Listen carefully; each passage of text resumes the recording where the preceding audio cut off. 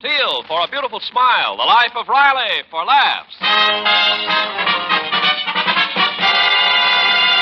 Teal, T-E-E-L, Teal, the amazing liquid dentifrice. That's it. T-E-E-L.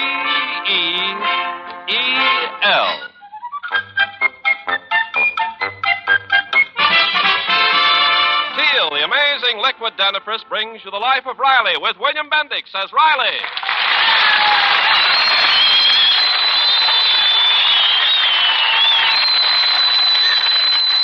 Remember, friends, for beautiful smiles, it's T-E-E-L, Teal. And just for laughs, it's R-I-L-E-Y, Riley in The Life of Riley.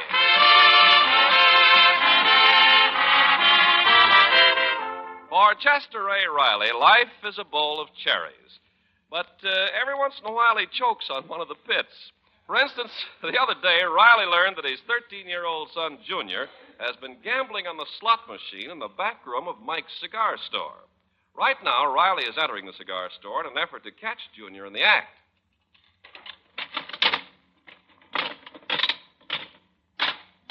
Oh, boy, I win again. Gee, 2 nickels. Aha, so here you are. Pop. So, I caught you red-handed, gambling away my hard-earned money. I'm shocked, Junior. Oh, relax, Pop. I'm ahead 15 cents. Oh, sure. Sure, that's the way it starts. Believe me, son, there's no security in a gambler's life. One day you'll have $1 million and everything is great. And the next day you lose it and I'll have to go back to work. What a disgrace. If you want extra money, ask me for it. Well, yesterday I asked you 10 times. That's another reason you'll never be a success. You ain't persistent enough. What are you so desperate for money for all of a sudden? Oh, gosh, it's my girl Marilyn's birthday, and I haven't got any dough to buy her a present. That's no excuse. When I was courting your mother and I had to buy her a present, I didn't play no slot machines. I didn't play cards. I didn't shoot dice. She just did without a present. Yeah, but I just gotta get Marilyn a present. Well, this ain't the way to get it. I'm going to prove to you that gambling don't pay. You know that money we're saving to buy you a bike? For 3 months I've been scrimping and scrounging, denying myself every luxury to get you a bike. Yeah, but... Well, I'm going to gamble the whole $2.10. I'm playing this slot machine with it. Oh, gee, Pop. Not the bike money. Couldn't we use your money? No. To teach you a lesson, I'm losing your dough. Oh, not all of it. Just play a few nickels. No, I'm shooting the works. This machine is crooked, and when you lose all your bike money, maybe you learn that you're up against an unbeatable game. Okay, now watch. Here goes your first nickel.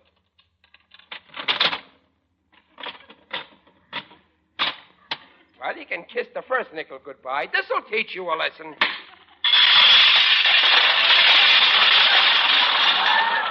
You hit the jackpot. The first nickel's a jackpot. We win $30. I told you that machine was crooked.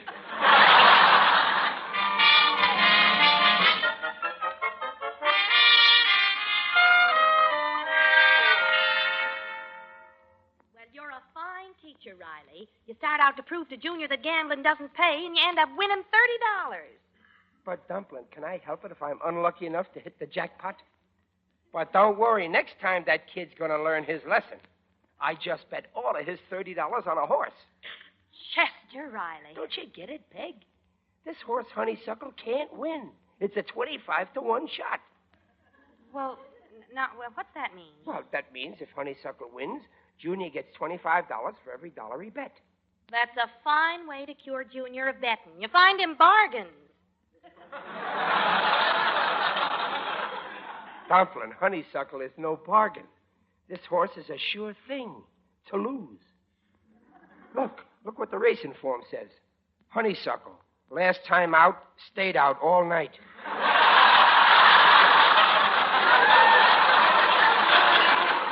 He might win this time. No, impossible. You see this paper here, the morning workouts? Honeysuckle. Can't be timed with a stopwatch. You need a calendar. Well, I still don't think this is the way to cure Junior. Well, Oh. Hello? Oh, just a minute. It's for you, dear. A man called Benny. Benny? Oh, yeah, that's the bookmaker. Yeah. Hello, Benny. Yeah.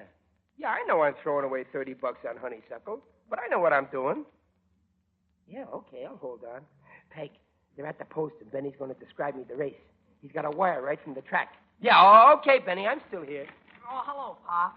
Say, listen, can I have my $30? I got enough now for a bike and a swell present for Marilyn. I'm sorry, Junior.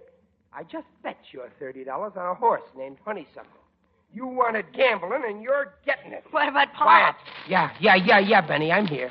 Quiet now. Shh. They're off.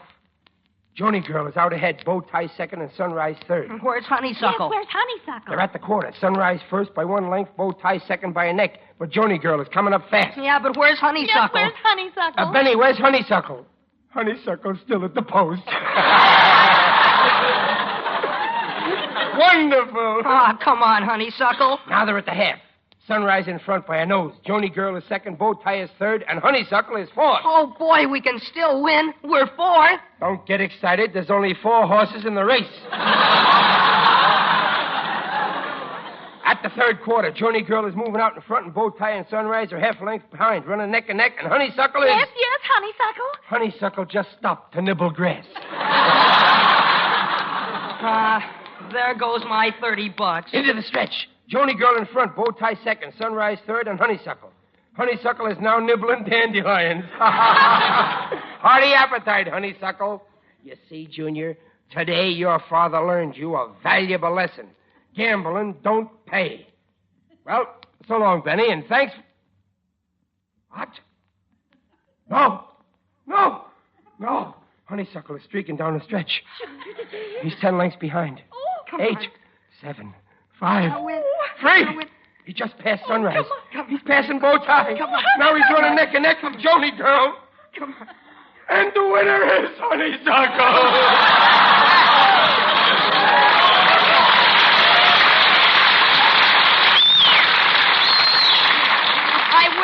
I win. $750. Oh, my heavens. Benny, what happened there? How did he win? What? Bees. Riley, what's all this about bees? While Honeysuckle was nibbling grass, a swarm of bees stung him, and he shot forward down that stretch like crazy. Oh, those dumb bees. Why didn't they sting him in the head?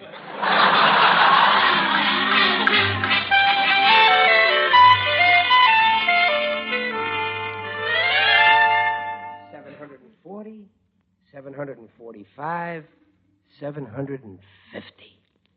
Boy, what a head of lettuce. Here, you want to feel it a minute, Junior? Huh? Pop, you know what you ought to do with that money? Of course he does, Junior. He's going to put it in the bank. Bank? Dumplin', you don't think I'm going to let those banks gamble with my dough. I'm going to play safe with this roll. I'm betting the whole caboodle that Punchy Peterson knocks out K.O. Clark in the fight tomorrow night. Riley, you're not going to gamble again. Gee, Pop, you've been yelling all along that gambling don't pay. Yeah, and it don't pay. Never forget that, Junior. Except for lucky people like me. You? Well, sure.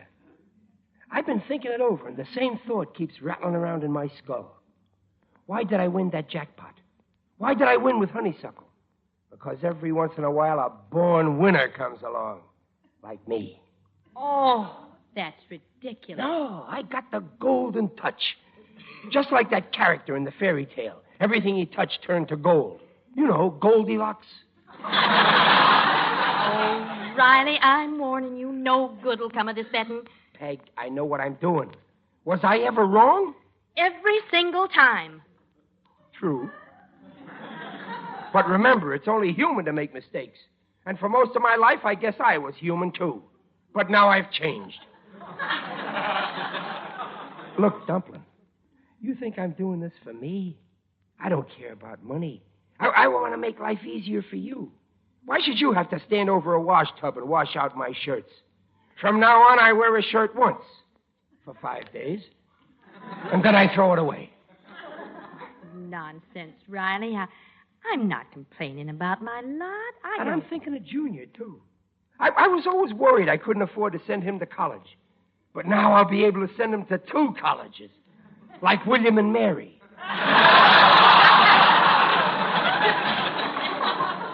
But, Pop, I'll settle for a bike. Oh, please, Riley, listen to No me. use. My head's made up. Peg, you might as well face it. You married a goose who's going to lay a golden egg.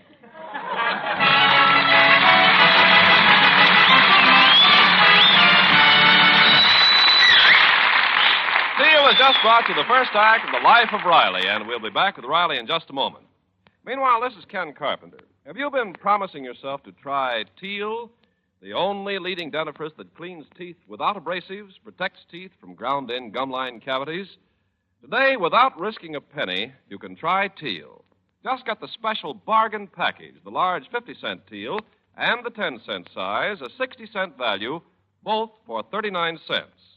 Use the small bottle. See how gently Teal's patented ingredient cleans your teeth, avoids harsh abrasive action that gradually grinds in cavities at the gum line. If after using the 10-cent bottle you aren't completely delighted with Teal, return the large-sized bottle unopened to your dealer. He'll refund the full purchase price. The test will have cost you nothing. But remember, this offer is for a limited time only, so act now. Ask for the special Teal offer.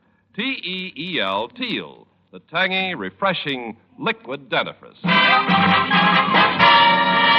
And now back to The Life of Riley with William Bendix as Riley. When Riley found his son Junior playing a slot machine, he set out to prove to the boy that gambling doesn't pay. But after hitting a jackpot and then winning $750 by betting on a bad horse, Riley became convinced that he has a magic gift for picking winners. Right now, Riley is generously offering to make his fellow lodge members fabulously rich. But I'm telling you, Brother Lodge Brothers, I can't lose. I got the gift. Yeah, maybe you have, Brother Riley, but why gamble the entire treasury of the BPLA? Because if there's one organization I'd like to make rich, it's the Brooklyn Patriots of Los Angeles. Besides, fellas, I keep telling you, the way I bet, it's no gamble. It's a sure thing. Yeah, but gambling, I don't know. My old mother brought me up never to gamble. Ah, go on, Muley. I seen you gambling yesterday. That was not gambling. I was using my own deck of cards.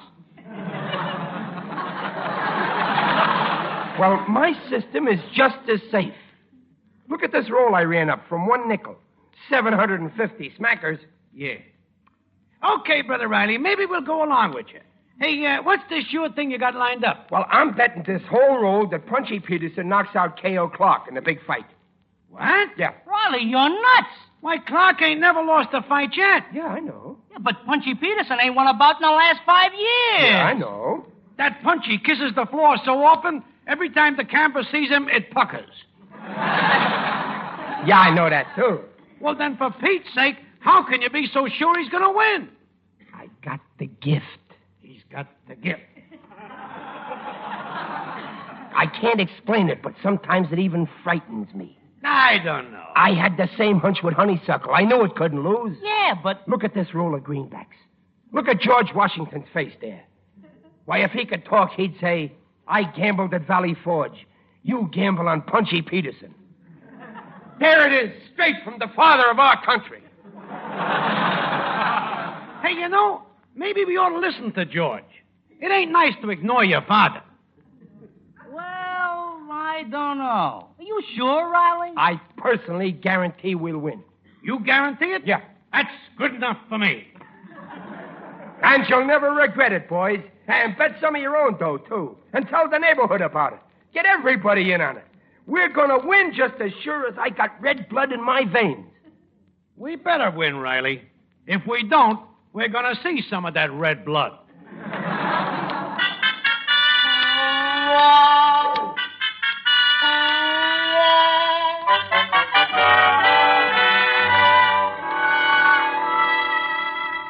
Riley, I won't let you go through with this crazy bet. There's still time to back out. Please, Riley. Now, Peg, don't you worry your little head about finance. After this fight, all you'll have to worry about is whether you want your nylon stockings with mink tops or mink stockings with nylon tops. Oh, it's bad enough losing our money, but your club's money and your friends. Oh, please don't go through with it. Well, even if I wanted to back out, I couldn't. I already sent Junior with the dough down to Benny's to place the bet. The whole roll. $1,100 on Punchy. $750 of my dough, the rest from the club treasury and all the neighbors. $1,100. Yep. Riley, if you lose, your friends will never forgive you. Oh, no. Oh, that's the gang now. I asked him over to hear Punchy knock out K.O. Clark on the radio. Hiya, Riley. Hello, Riley. Come on right in. Make yourself at home. That's it. Did you place the bet, Riley? Oh, yeah, it's all set. Riley, I hope you don't mind. I brung the widow Brannigan along. The poor old lady's very anxious. She's betting this month's pension money. Well, the more the merrier. Sit here, Mrs. Brannigan, in the rocker. Sit. Riley, you let that Mrs. Brannigan bet her pension money? Why, she's 80 years old, a poor widow. Well, don't worry. With the dough she'll win on this fight, she won't be a widow much longer. Hey, it's time, Riley. Yeah. I'm turning the radio on. Okay, well, sit down, folks. Relax. Oh, come on, Gillis, sit down. I can't. I'm too nervous. I bet last month's rent.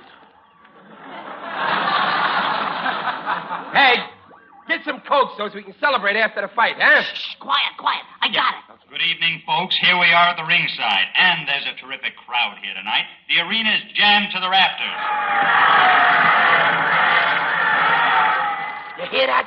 Punchy Peterson just entered the ring. That was K.O. Clark, who just entered the ring. And here comes his opponent, Punchy Peterson. Hey, Riley, they're booing it. Yeah, well, wait till it's all over. They'll boo out of the other side of their mouth. Both men are in the center of the ring now, getting their instructions. We'll start any minute now. They're back in their corners. Yes, we're almost ready. There goes the bell. Clark comes cautiously out of his corner. And, oh, Punchy rushed out of his corner like a wild man and landed a terrific right to Clark's head. What did I tell you, fellas? Come on, Punchy. Clark is backing away now, but Punchy's crowding him, and there goes another right to Clark's head, and a left, and a right, and another right. Folks, we're seeing a miracle tonight. We're seeing a new Punchy Peterson, a relentless killer. Oh, Punchy just connected with a left hook to Clark's eye. I think he's closed it. Yes, he did. And now Punchy's jabbing away at Clark's other eye. Come on, Punchy. Clark is groggy and holding on. This is murder, folks. Sheer murder. I told you, fellas, I got a gift. Now Punchy's got Clark backed into a corner, and he's hitting him with everything he's got. There's a left, and a right, and a right, and another right. Punchy's cutting Clark to ribbons. Clark's other eye is closed. Now his knees are buckling. He's stumbling around the ring, groggy and dazed. If the referee doesn't stop this slaughter, a knockout will be here any second now. Well, it's all over. Let's go collect our dough, fellas, huh? Go! And there it is. A terrific uppercut to the jaw. And Punchy Peterson is down. The referee's counting over Punchy. 7, 8, 9. And the winner, K.O. Clark, by a knockout.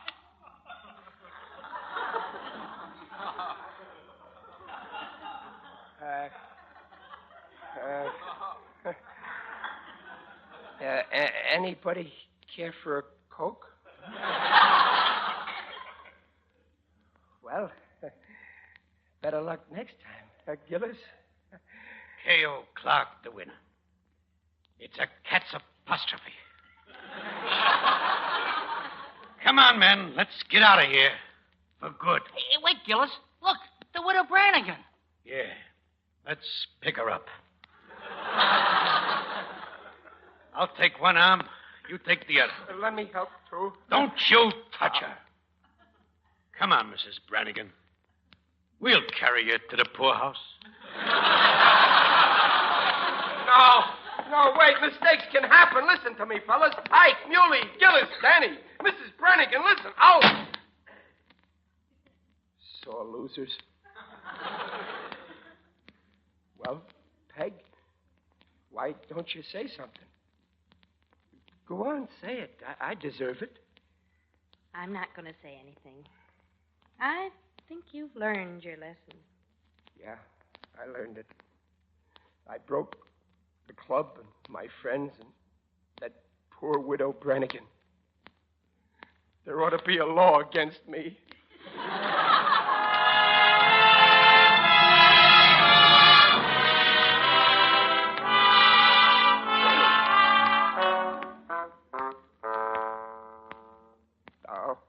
I wish I was dead.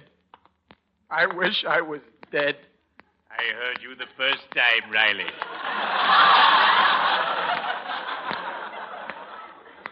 Who's that? It is I, Digby Odell, the friendly undertaker. Oh. Hello, Digger. Greetings, Riley. You're looking fine. Very natural.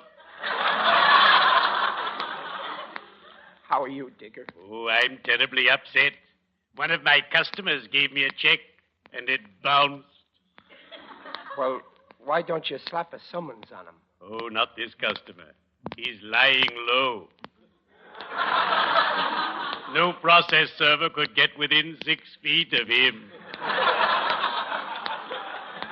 Well, I've got my own troubles, Digger. Yesterday there was a big boxing match, and did you go? Oh, no. After a hard day's work, boxing would bore me.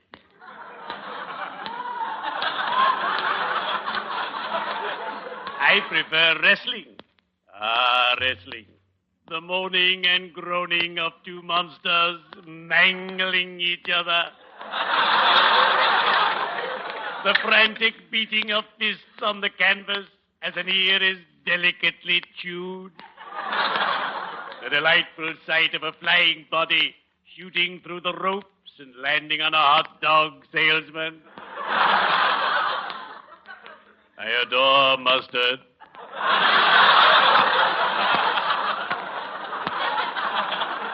It's okay. Sure, wrestling's okay and boxing, too. But I made the mistake of gambling, and I lost. Naturally. The odds are always against you, even in the game of life. We have a poem in my circle that bears this out, and I quote, "We lay you even money when your life has just begun. But in the end, my dear old friend, we lay you 6-1.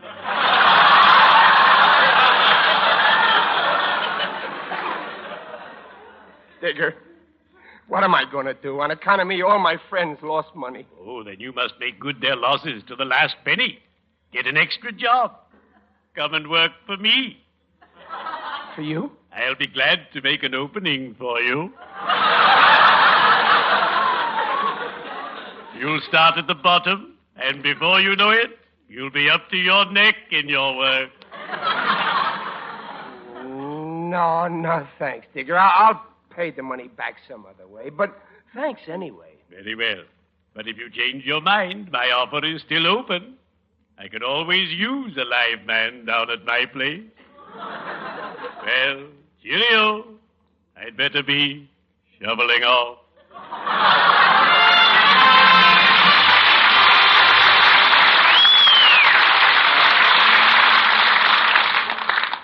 You'll see, Peg. You'll see. I'm going to pay back every cent that everybody lost. Oh, I'm glad. I knew you'd do the right thing, dear. I figure I won't be finished paying off until I'm 97 years old. But it'll be worth it. From then on, I'll be able to enjoy life. Well, we'll manage, dear. We can cut down on food and clothes. Oh, that's terrible. My poor family's starving on account of I'm such a dope. Peg, I wouldn't blame you if you took the kids and left home forever. I'd even go with you. Hello, Pop. Oh, hello, Junior, my poor barefoot boy. Pop, there's someone wants to see you. My girl. Marilyn, tell her to go away. I don't want to see her now. I'm afraid you have to, Mr. Riley. Now, listen, Marilyn. How dare you encourage my junior to gamble? Now, wait, Marilyn. I'm his father. Well, I'm his fiancée. Fiancé? Yes. We're getting married in 10 years. And I will not have a gambler for my husband. Oh, now, Marilyn, it's not that bad, dear. Mrs. Riley, I don't see how you can live with this man. Now, just a minute, Marilyn.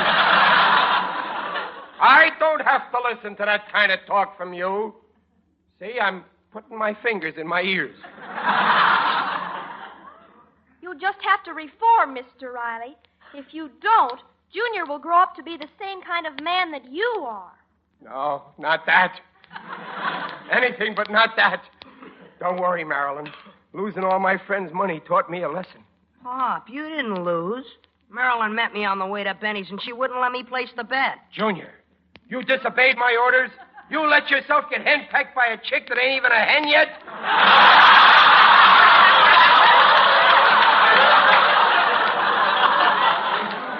Why, it's a disgrace. Why,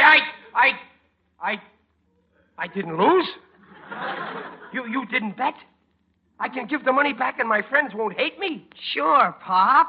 Here's the $1,100. What a revolting development this is.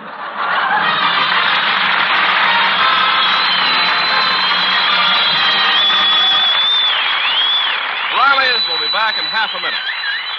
Now, at your dealer, special offer on Teal, the liquid dentifrice. For the large 50-cent size, you get a 10-cent bottle, a 60-cent value, both for 39 cents. If you aren't delighted with Teal, return the large Teal bottle unopened and get your money back. Well, Pop, I guess you were right about gambling. Yeah, son, gambling don't pay. You see, all I was trying to do was teach you a lesson. And I'm certainly glad I learned it.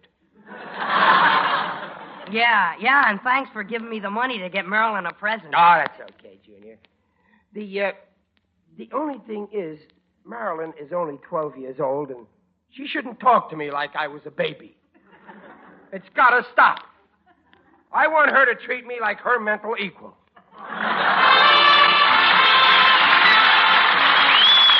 Procter & Gamble, makers of Teal, the amazing liquid dentifrice, invite you to be their guests next week to hear the life of Riley with William Bendix as Riley. William Bendix appears by arrangement with Hal Roach and may soon be seen in Paramount's The Blue Dahlia. The Life of Riley is produced for Teal by Irving Brecher and is directed by Don Bernard. Music by Lou Kozloff. This is Ken Carpenter on behalf of Teal, inviting you to listen again next week at the same time if your community observes daylight savings time. If you're not on daylight saving time, tune in 1 hour earlier. And remember, for laughs, it's R-I-L-E-Y, Riley, and for lovely smiles, it's T-E-E-L, Teal. Teal, the amazing liquid dentifrice, protects teeth beautifully.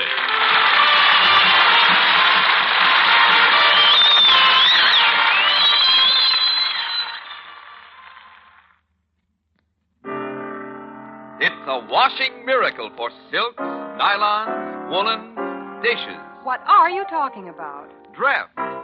I'll spell it. D-R-E-F-T, Dreft. Yes, ladies, and Dreft spells faster, brighter, safer cleaning than any suds before in history. That's true. Take lingerie, for example. Why, Dreft keeps my dainty underthings fresher and brighter than even expensive soap flakes. Right. You see, Dreft is different from soap. Dreft's rich suds rinse clean and clear. They simply can't leave any sticky deposit the way all soaps do. No wonder Dreft keeps lingerie, stockings, new woolens prettier and brighter far longer than any soap could ever do. With Dreft, there's no soap fading. Yes, and for washing dishes, Dreft is just unbelievable. Why, Dreft makes my dishes shine even without wiping. Every woman knows how dishes washed with soap dry with a greasy film unless you polish them. Well, my Dreft wash dishes drain dry, bright and sparkling. Even glasses sparkle without touching a towel to them. Yes, ladies. Decide now to open up this bright new world of beauty for your nice things, for your fine washables, for your dishes. So get Dreft in the bright green package. Dreft, Procter & Gamble's amazing suds discovery that gives you faster, brighter, safer cleaning than any suds before in history. That's D-R-E-F-T, Dreft. Next time you shop, get Dreft. Listen again next week when Teal, for a beautiful smile, brings you the life of Riley for laughs. This is NBC, the National Broadcasting Company.